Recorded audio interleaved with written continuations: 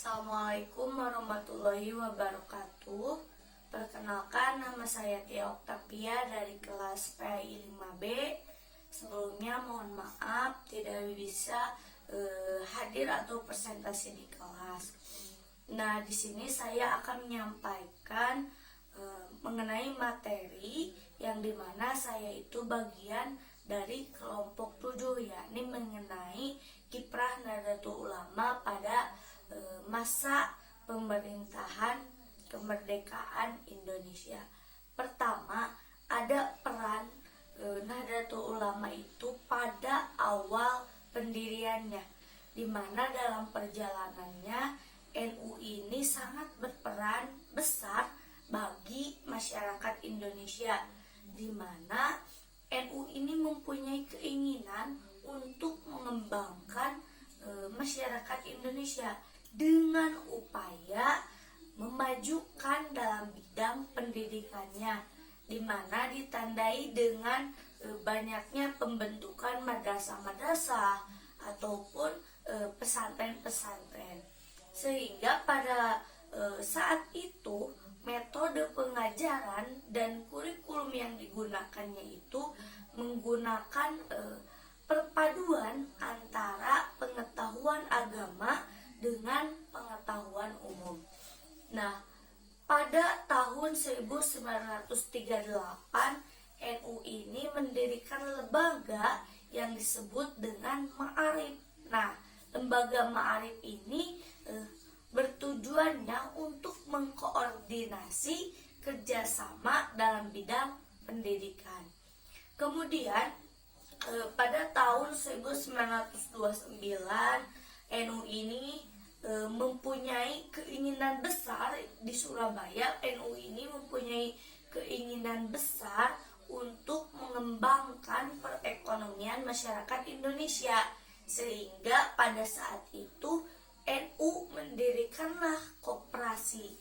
Nah, di mana koperasi ini sangat membantu masyarakat Indonesia pada saat itu, karena terjadinya akan penjualan barang, kemudian barter antar masyarakat, sehingga perekonomiannya itu semakin membaik.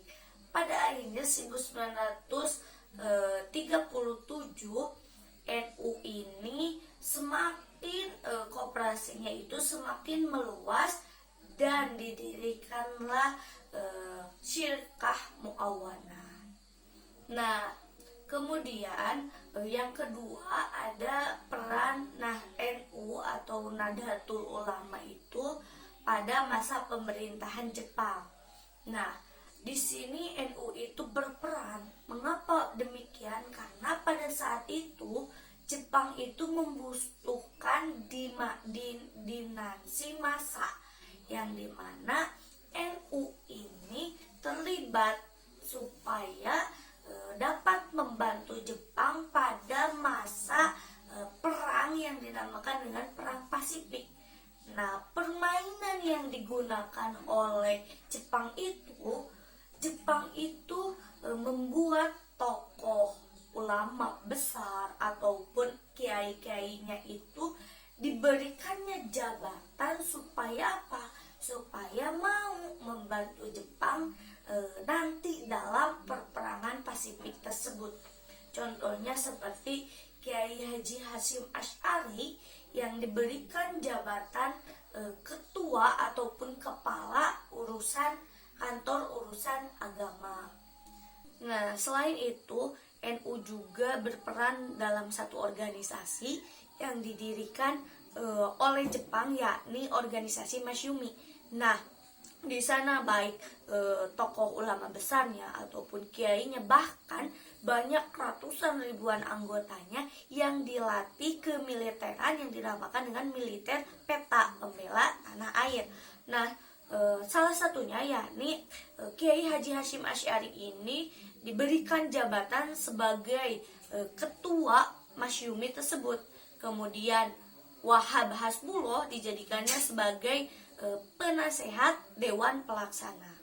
Nah, kemudian NU ini terlibat juga dalam berbagai kegiatan, seperti NU ini terlibat sebagai anggota BPUPKI, Badan Penyelidik Usaha Persiapan Kemerdekaan Indonesia. Kemudian NU ini juga terlibat sebagai anggota PPKI, Panitia Pelaksana Kemerdekaan Indonesia, sehingga NU ini terlibat langsung dalam perumusan kemerdekaan. Mau tidak mau, NU ini tertarik dalam bidang politiknya.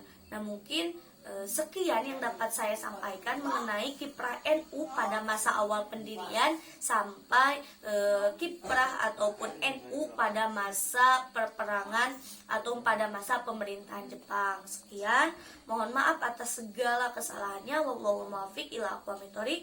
Assalamualaikum warahmatullahi wabarakatuh.